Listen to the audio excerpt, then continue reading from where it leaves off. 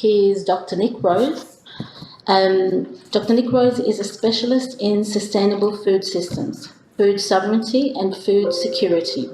He co-founded and coordinated the Australian Food Sovereignty Alliance from 2010 to 2015, and he is the Executive Director of SUSTAIN, the Australian Food Network, a national sustainable food systems think and do network of municipalities, city and regional food alliances and organisations. SUSTAIN's mission is to design and build better food systems. Amongst other achievements, SUSTAIN has hosted 2 national urban agriculture forums in 2016 and 2018 and is the backbone organisation in 2 major food systems collective impact projects, the Cardinia Food Circles and the Melbourne Food Hub. Nick is a partner investigator on the Australian Research Council Discovery Project, strengthening food systems at the local level, which started 2019 and will go through 2021. This is led by Sydney University. Nick is also the editor of Fair Food Stories from the movement Changing the World and the co-editor of Reclaiming the Urban Commons, the past, present and future of food growing in Australian towns and cities. He has lived and worked in England and Guatemala, where he co-founded a human rights capacity building organisation. So let's make him feel welcome, please.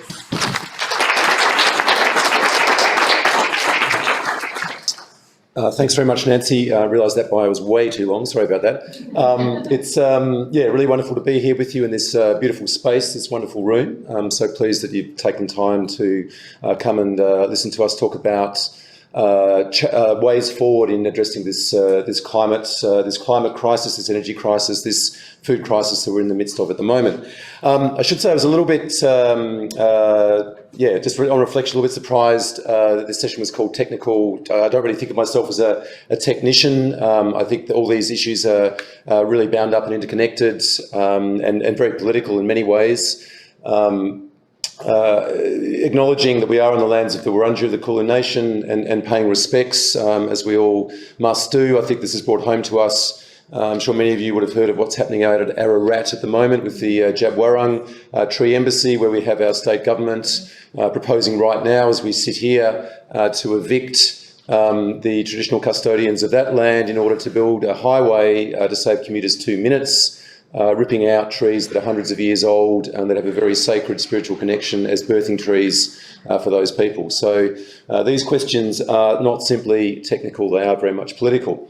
But I'm going to talk to you about the work that we're doing, what we're trying to do in Victoria to turn around the food and farming system, which is heard and seen when Jane was talking about the drawdown presentation in terms of the challenge about emissions, about climate crisis, climate emergency. Food is the biggest single contributor, food and agriculture, the biggest single contributor to this situation. So good news is that's the bad news. The good news is if food and farming are the problem, they can also be the solution. And as we're going to hear from Beck after me, there's so many wonderful things, so many wonderful people around this country and globally who are changing things up in a major way.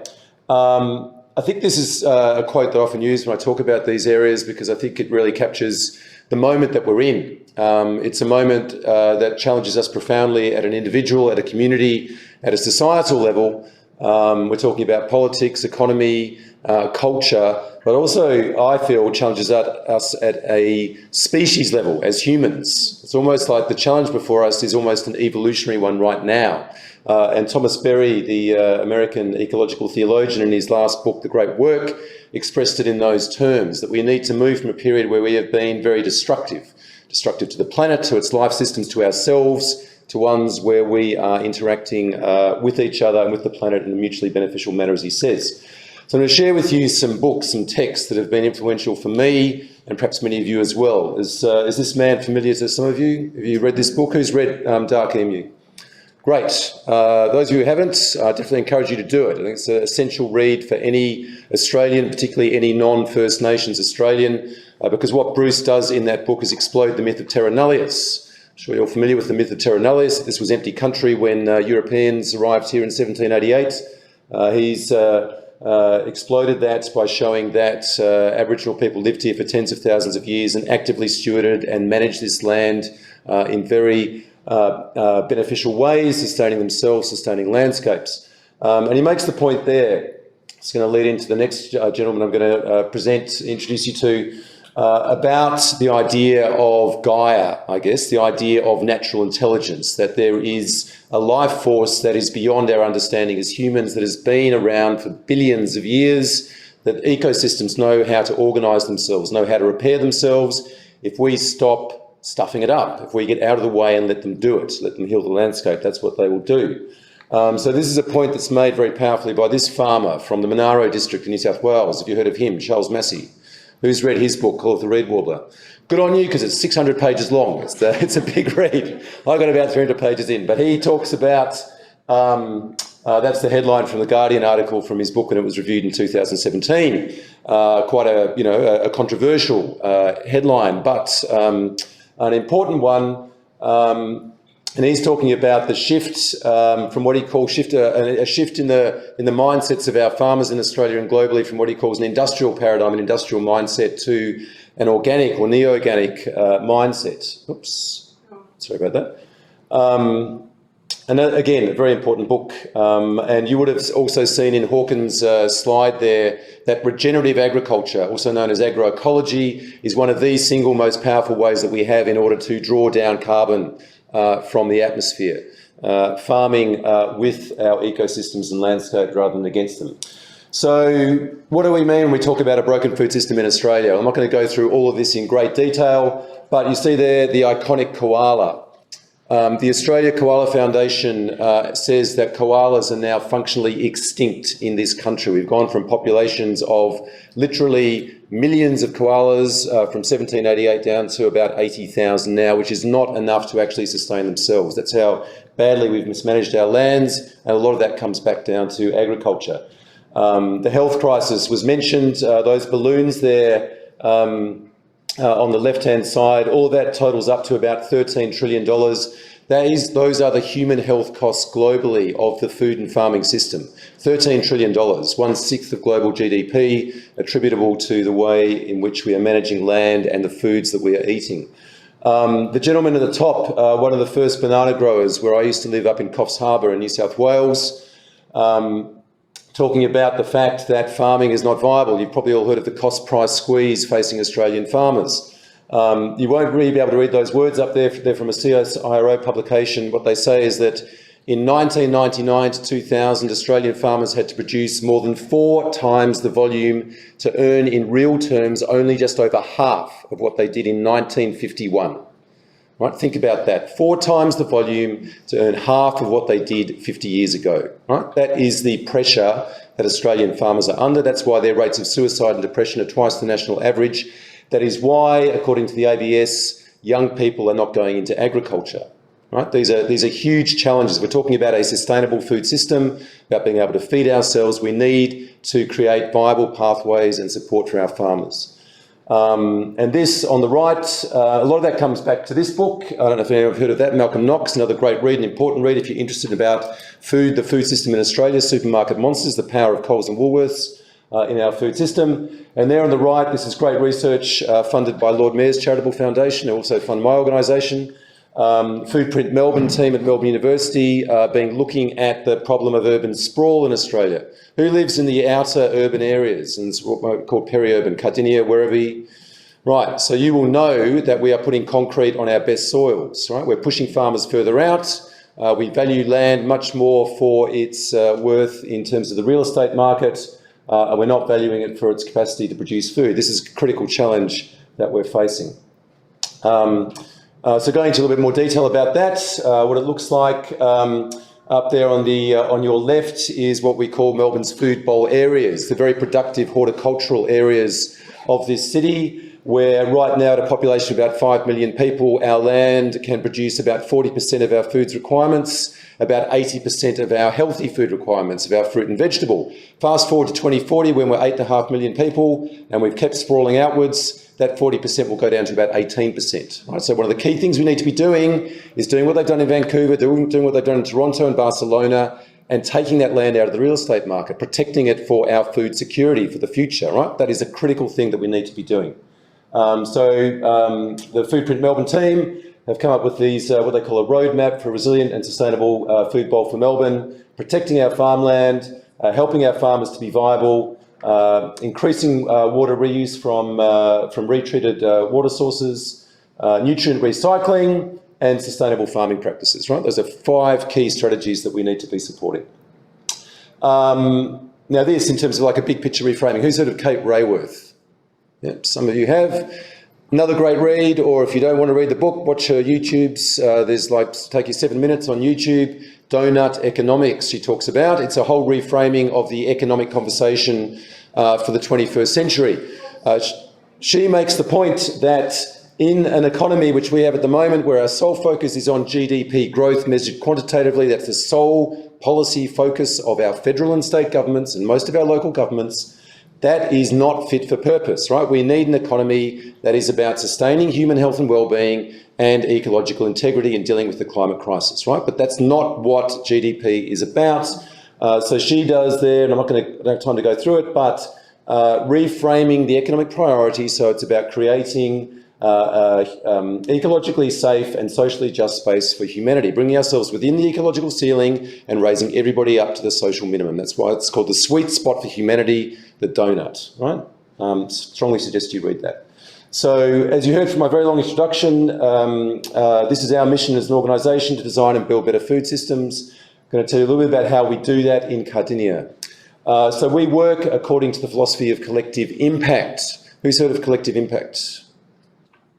Oh, down the back, James and Kerry. Okay, so collective impact is, as was said by Paul in the first session, we're facing wicked problems, complex, difficult problems. The food and farming dynamic is one of them. They're too big, they're too difficult, they're too complex for any one institution, government, organisation, business to solve by itself, right? We need everybody working together in order to address them successfully, right? That's the basic premise. So there has to be a shared vision. We need a goal about where we want to get to, a shared agenda, and we need to be working together, many actors, aligning our activities in a structured form of collaboration in order to reach that goal. That's what collective impact is. So we've got 2 major collective impact projects. I'm going to talk to you only about the first one, but those are the websites. You can go and find out more about them. The Melbourne Food Hub is also an exciting project in the city of Darebin. So Cardinia Shire, does anyone from Cardinia Shire as a matter of interest? Right, so you will know what I'm talking about here. For those who don't, that's where Cardinia Shire is. It is one of the fastest growing urban areas in Melbourne. 5 families a day moving in there, right? So big, complex challenges that the local government are having to deal with. We are a health promotion charity. That's our focus. So this is a health project working closely with Cardinia Shire Council in particular. One of the main problems there is that for every healthy food outlet, there are 6 fast food outlets, right? The growth areas, the new suburbs in Pakenham are absolutely saturated with fast food outlets. So we're working with Pakenham Secondary College. Within 500 metres of Pakenham Secondary College and the primary school that's there as well, there are about 15 fast food outlets, 15 within 500 metres. Right? They are actively promoting lunchtime meals. You have phalanxes of mums coming into the school at lunchtime with $5 packets of burgers and chips. Right? This is what's called an obesogenic environment. Also, Australia is the most permissive country in the world when it comes to the freedom of this industry to promote its products to children. Right? They get a totally free pass. No controls in the state government planning framework about their concentration in activity centres close to health and education settings. No controls at federal government level in terms of their capacity to market their products to children. No restrictions on the power of these companies to be sponsors of our major sporting events. If anyone follows AFL, you will know that you cannot escape the McDonald's messaging and logo, especially at this time of year. All right, so that's one of the major contexts. How do we work?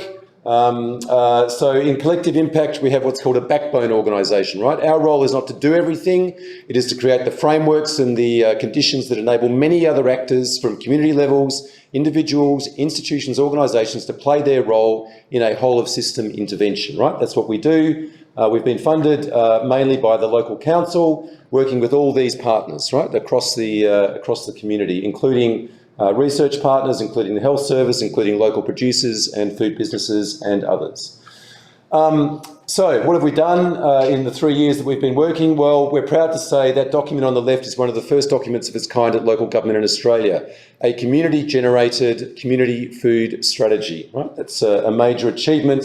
It is an 8-year plan. You can go to the Cardinia Shire Council website and have a look at it. But we've also, that's shaping the conversation, right? That is thought leadership, that's policies leadership, but we're also very much about enabling community members to get involved and to create, have I got 5 minutes? Right, great. To do things, to show what the better food system actually looks like in the ground. So I'm going to show you some of the things that we've been doing along the way.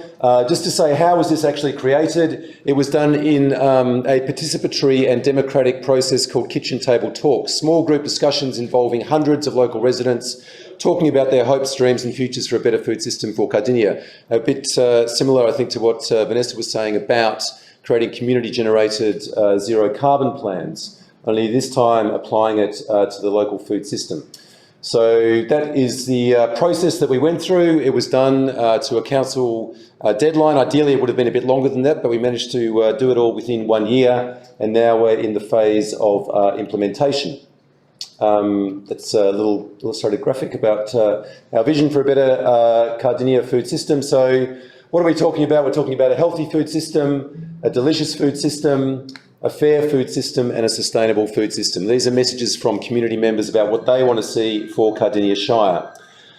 It is a systems level intervention, right? So there's going to be multiple points of intervention, from the individual to the interpersonal and social networks to institutional interventions, places where we work, in schools, businesses, clubs and recreation centres, through to the community, to our natural and built environment, and then to public policy, to embed this in both council, state and federal policies to have population-wide impacts, because that's where we want to get to. So we've got 5 key strategies, 67 separate actions, 20 different institutions and organisations that have committed to this and working with us over the next 8 years. So growing a vibrant local food economy. What are some of the things that are happening here in terms of enabling people to access fresh local food, supporting local growers and food businesses? Things like this, the United African Farm, and that farmer up at the top right, Vicky Jones, a 4th generation dairy farmer in Longwarry. She has made available an acre of her land for 30 families from 10 different African migrant groups to go there and to work that land and grow culturally appropriate foods, right, and build a future for themselves. And they have spoken about the spiritual significance of that, not just that it is a place for them to access fresh food, but it's a place for them to feel welcome, to feel belonging, to feel a sense of inclusion, and that they are making a contribution to Australian society. These are serious barriers that migrants face, many difficulties, particularly from African countries, and actually feeling included in Australia. The Community Grocer, a great initiative that is a pop-up affordable fresh food market, making fresh fruit and vegetables available to people on low and fixed incomes at prices 30 to 50% lower than what they can get in supermarkets. Farm and Food and Directory, this is mapping what's already going on in Cardinia and making it available to local residents. Those folks down there in the bottom left, that's Farmer Incubator. They're about supporting young people to go into agriculture through an initiative called the Pop-Up Garlic Farmer Program. Community events, bringing people together to talk about these issues. That's a film screening about Farmers the Next Generation that was held in last December. Enhancing food skills, knowledge and culture. What are some of the things that are happening there? Well, right now we've just launched with the Country Women's Association a series of pop-up community kitchens to start rebuilding skills, because part of the problem is that people have forgotten how to cook, and being able to cook and being able to make healthy, affordable meals is a real need. And then working at the advocacy level with groups like Parents' Voice, who've just this month launched their Parent Changemakers program. And I've got a 1 minute? 2 minutes, thank you. All right, then reducing food waste. So you would have seen again in the drawdown slide, food waste, one of the biggest single contributors to emissions, a critical challenge, but a huge opportunity in terms of composting. and then building capacity across the community, because this has to be community owned and community driven, right? It's no good if it's just top down. It works with council working together with community. So there's just been a community composting hub launched at Pakenham Living and Learning, where our community engagement coordinator Max is championing that, and then working in partnership with research partners like Monash University, doing a baseline on levels of food literacy in Cardinia Shire Council. This is what it looks like as a structured project. Us as the backbone, multiple funders, including the council, a governance process with a strategic steering group, then community solutions, various partners, network building. Some quick reflections. Local government leadership is really, really important. Collaboration across sectors is also very important.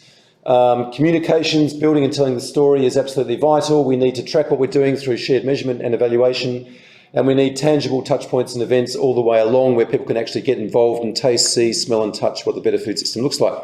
I'm just going to ask for your indulgence for one last minute, and happy to take questions on this.